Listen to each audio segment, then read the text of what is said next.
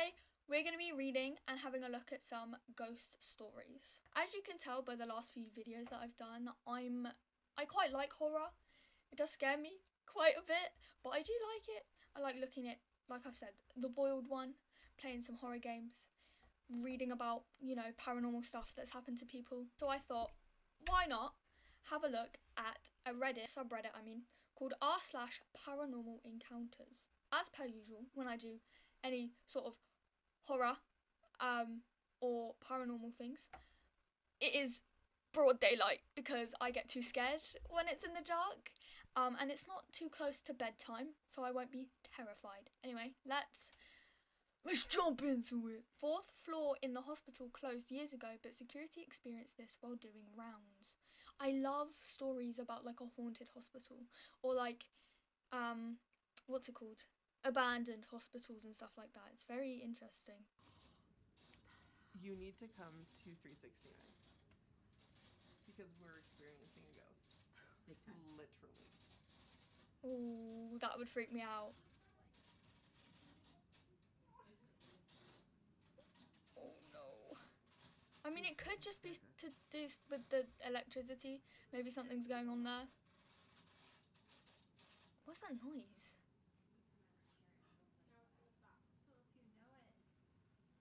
Ethel? Pardon? Ethel, what's wrong with you tonight? Sorry, but they know about this? What? What's wrong, Ethel? What do you mean? How do they know about this, Ethel? Sorry, what do you mean? Why are you on this? Ah! What do you mean you and this ghost are on flipping first name basis? What? No, it's freaking me out already, and it's the first flipping thing. Did jinns? I don't know how to say that, please help. Can't physically harm humans, right? Now this is a video that I've seen quite a few times. Most of the time it's been without sound, so I didn't know where this was. Not that I suppose that, I don't know. But I've seen this video quite a few times because we used to have this kind of exercise equipment in primary school. But, right, let's have a look. Because, like I said, I've seen this video quite a few times. But I don't know what I don't know what one of those is. Bismillah, Bismillah, la ilaha illallah, Bismillah. أعوذ بالله من الشيطان الرجيم أعوذ بالله يا جماعة هذه لا نص ساعة يا جماعة متحرك ما عاد 100 مرة لا إله إلا الله لا إله إلا الله. Like a lot of videos like that where like equipment is moving, or those what is it, like telepathy? Is it telepathy or telekinesis, sorry, videos where you can tell it's the wind doing something and not the person's powers. A lot of those can, like I said, be explained by the wind or strings. How? Because that's not light, right? It's literally exercise equipment, and they have them. I think it's is it Southampton? I want to say Southampton, but I might be wrong. They have them down there, right? So they're quite heavy. They're quite heavy, especially for a 6-year-old that I was. I don't think I was 6 actually. I think I'm lying. But how is it doing it on its own? I don't know. I'm very on the fence about like whether or not I believe in paranormal activity. Like obviously I believe in spirits and like souls and stuff, but I don't know. Some of it I'm a little bit like, right, well you're being stupid, and other parts I'm like, okay, don't hurt me. Now this one is freaking me out because, and I'm not being funny, but these kind of like ceiling tiles are really easy to lift up. I tried to take one home from school once and it didn't work. But they're in like science classrooms and toilet bathrooms. Toilet bathrooms? Yeah, great. I mean like school toilets. Scary hospital ceiling. My husband was in the hospital and this kept happening. Even the nursing. Yeah, no, great. Even the nursing staff were afraid and they moved us. What's that noise? He's always sleeping. What is happening though?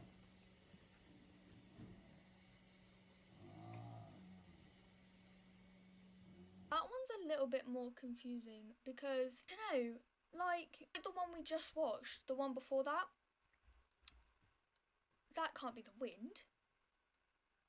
But I mean, it could be some like maintenance electrician person, like just messing about, I suppose. But then those ceilings are like, you push them in. Obviously I've never been above those ceiling tiles, so I don't actually know if you can pull them up or not, but I know you could push them up. I don't know, that one's just weird, but the noises in the back are the worst part. I think someone may be sleeping. This one is a long one. Possible paranormal experience while filming in a cemetery. Cemeteries freak me out like during the day, but I think that's just because obviously as a kid, and quite recently actually, I played Plants vs Zombies quite a bit.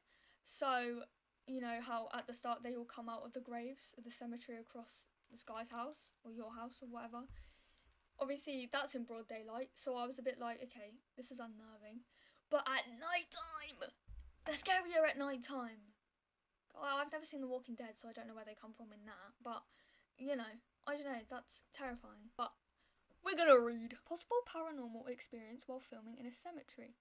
About 16 years ago, which is my whole life, but okay, I was filming a low-budget horror movie in a very old, historic cemetery. We had permission, which is good. It was late at night and extremely dark. There were no nearby streetlights or buildings, so without our equipment, the cemetery would have been in total darkness. For one shot, we had a very simple lighting setup. A regular light bulb inside a paper lantern to soften the light. Very low budget filmmaking. For the shot, we needed more brightness, so we removed the paper lantern. We now had a hot, bare bulb, that sounds a bit dodgy, and nowhere convenient to place it. The only flat surface nearby was the top of a large headstone. We all felt a little weird about putting it there, but it seemed harmless enough, so we carefully placed the bulb on top of the stone and rolled camera. When I called action, the light suddenly dimmed. Not flickering, not going out, it just noticeably dimmed. The strange thing was that the bulb wasn't connected to a dimmer switch, and I'm pretty sure it wasn't a dimmable bulb anyway. So we picked the bulb up off the headstone and it immediately went back to full brightness. Everyone noticed. To test it, we placed the bulb back on the headstone again. Action. The light dimmed again. At this point we started checking everything. Power source, cables, bulb, connection, but nothing explained why the brightness changed, only when it was sitting on that headstone. One of the crew members finally looked down at the grave marker, read the name engraved on it out loud, and jokingly, but politely, asked if we could film our scene there. We stood quietly for a moment and then placed the bulb back on the headstone. This time it stayed fully bright. We called action again and the light never dimmed. We got the shot with no further issues. When we wrapped up for the night, we thanked the potential spirit, just in case, and packed up quickly. To this day, I still wonder if it was just a weird coincidence or if someone buried there simply wanted a little respect. I think, personally, if I was the person in that grave, I more than likely would have been like, yeah, you can have your shot, but I'd mess about in the background so they didn't need to. Why can't I speak? What's going on? They didn't need to do like special effects. That sounds so stupid, but you know, yeah. I think now stuff like this I kind of believe, not all the way, but like it. When I was reading that, it kind of felt like, I don't know, you know when a kid tells you a story, but like, you know, this kid has a little thing for some little white lies every now and then. But like about, like, when I was younger, I can't remember what it was, but I was telling my mum something, right? And most of it was true, but there was little bits that I exaggerated. Sometimes it feels like that when I'm reading paranormal stories, and I'm like, oh, this feels like some like little white lies a kid would tell me. But when I really think about it, if that happened to me, I'd be a bit like, okay, guys, who's there? Guys, who's there? It's like yesterday, we watched Waterloo Road. If you don't know what Waterloo, I think I've spoken about it before, but if you don't know what Waterloo Road is, it's a show that's set in Rochdale, which is Greater Manchester, I think, and it's a school called Waterloo Road. And in this might be a spoiler if anyone's watching it, so I do just want to let you know, spoiler.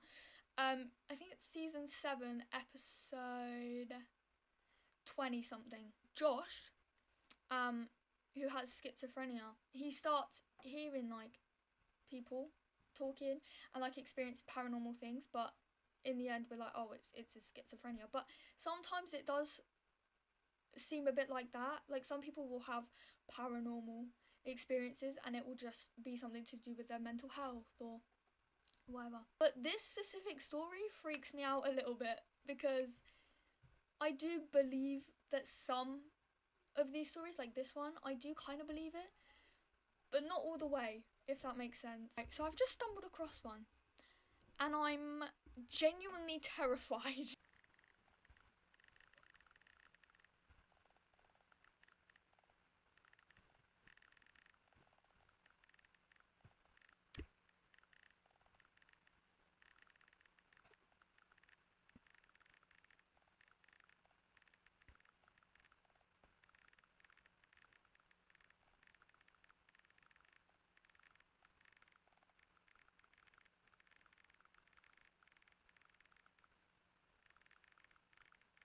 There isn't anything evil connected to your doll.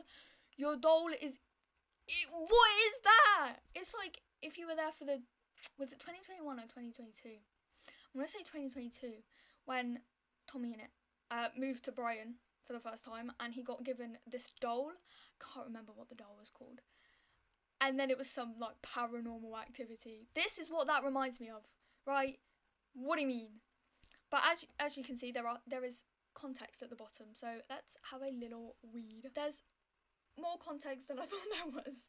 Anyway, I have a wooden doll that predates the Civil War. She's stuffed with straw and hair. I've had her since 2020, and yesterday I tried speaking to her using a spirit box. Why? I asked if there were any spirits attached to the doll, and two voices responded. One sounded like a little girl who said she was a 4-year-old named Juliet, and the other claimed to be a 5-year-old boy named Robert. Juliet was hesitant to give her name and said it was bad. They both said they passed away at 10:40 and described it as scary. As the session went on though, they started contradicting themselves and giving answers that didn't line up. At one point I asked if they knew I was chronically ill. Robert said no, but Juliet said they did. When my cat Pumpkin came over, Robert said he didn't like her because she meows too much, and even said, "Go away, cat." Poor cat. After that, I asked if they had ever had a cat. Robert laughed, low and very unlike how his voice had sounded before, and Juliet said they didn't. They also said they didn't know who Jesus is or what heaven or hell are, and they claimed they had never seen their parents since they died. Eventually, their voices stopped sounding like children. I asked, "Did you lie about who you were?" And he said yes. Robert then started making condescending, almost playful remarks, and his voice no longer sounded like a child's at all. When I said they weren't very convincing as a 4-year-old and 5-year-old, Robert replied, "Oh really?" After that, they stopped communicating altogether. He turned off the box and put a rosary... is that supposed to say rosemary? Or rosary? I don't know. On the doll. Right after we did that, Pumpkin started spitting and coughing. Then she stopped breathing. Whoa! What the hell? I'm scared. I shook her for a few seconds and she started breathing again. She's never done anything like that before. We ended up putting the doll outside because we were so freaked out. Any advice would be greatly appreciated. We feel like we might have encountered a demon. Well, by looking at this doll, I'm going to take a wild guess and say that you have, because 1, why is it filthy? 2, these can't be the original parts, or at least not the original body. Oh, I don't like it. I want it off my screen. I'm scared. I don't know. At first, I was a little bit like, right, well, you're asking if you've got evil spirits attached, yet you spoke to them. So, you already know, kind of thing. And towards the end, when she said about the cat, I don't know. Although, to be fair, my cat has done, like, one weird thing that she's never done before in her life. I don't know. This is such a hard one because... like I said, there are certain aspects of ghosts that I believe in, and there are others that I'm just like, okay, wait, hang on. You sound like a child. You sound like younger children. Yeah, I can't think of a great analogy. But it's just so hard to tell sometimes. It really is. I'm gonna have a look at the comments because I'm just a little bit confused. That sounds like a very long and detailed conversation with two spirits. You recorded it, right? Can you post a recording of the conversation? That would be something to hear. I actually stopped at 2 voices responded. That's not how spirit boxes work. I've never gone near a spirit box, so I actually have no idea how they work. Of course, there is no falsifiable. I don't know what that word is. Demon or not, I'd give the doll some clothes and a spot to sit. I'd be pissed off too if I wasn't naked and couldn't move. If I was naked and couldn't move. I don't know, I'd consider taking the cat to the vet. Already have, she's okay. Now take the dog to the vet and leave it there. You brought your cat to the vet right after, timeline doesn't add up. There are 24-hour emergency vets for things like stopping breathing. Yeah, I know, but it still seems fishy. OP. I'm fully in support of ghost hunting, using spirit boxes and other methods of communication with spirits, but never, ever would I recommend doing anything like that in your home. When you open a portal for communication, you never know what will come through. Think of it this way, when you are hoping to have a friend visit your home, do you leave the front door of your house open all day? Or do you keep the door closed because you don't want random insects, critters and strangers with malintent to enter? Your friend may come through the door, but other things will definitely will enter. I started making the sentence up myself. It's the same thing with portals to another dimension. If you suspect something is attached to the doll and want to attempt further communication, only attempt to communicate with it in a public place like a park or beach, where other things that come through won't have an open invitation to enter your home. I think I'm going to end the video here because I am a little bit freaked out by this, I'm not going to lie. But if you want to see more of like me looking through paranormal encounters and stuff like that, let me know. Maybe you can recommend me TikTok accounts, TikTok videos, anything like that. If you do have specific videos that you want, my Instagram will be in the comments. No, it won't. Why would it be in the comments? Will be in the description down below, along with my TikTok, my Snapchat, and my Twitter. Also my Twitch. Before I end this video, or before I go, I do just want to say thank you so much for 52 subscribers. The support that I've been shown in the last 2 or 3 months is absolutely insane, and I am so incredibly grateful for it. 10-year-old me is screaming! So again, thank you so much. If you are watching this and you're not subscribed, make sure you do press the like and subscribe button down below. I love you all so much, and I hope you have a great rest of your day. Goodbye!